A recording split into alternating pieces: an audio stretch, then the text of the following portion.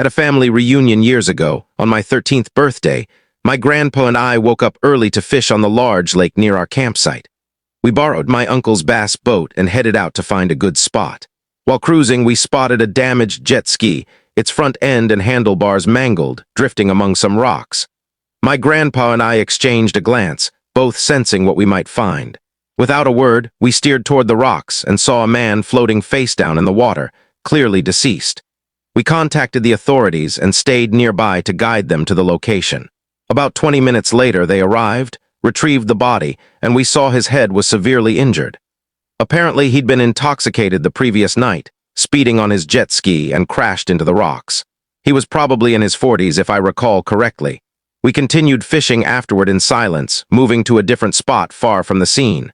Didn't catch anything though, which is kind of funny in hindsight. Love that you kept fishing. We relocated to a spot out of view from the incident. While running a quick errand from my house, I noticed an elderly woman parked on the roadside. On my way back, her car was still there, and she seemed unconscious.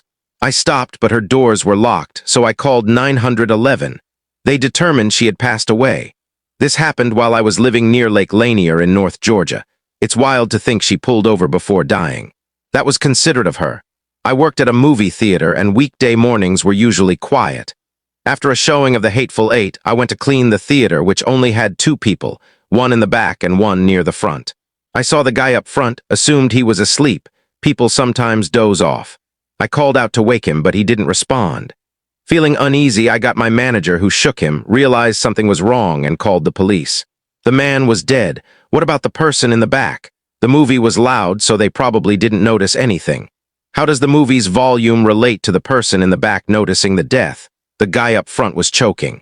The person in the back had already left by the time I went to clean, but I knew they were there because we had reserved seating, so I could see their seat choice. When I was 14, my dad had a heart attack at home. The paramedics couldn't save him. He passed away that Thursday around 6 or 7 p.m.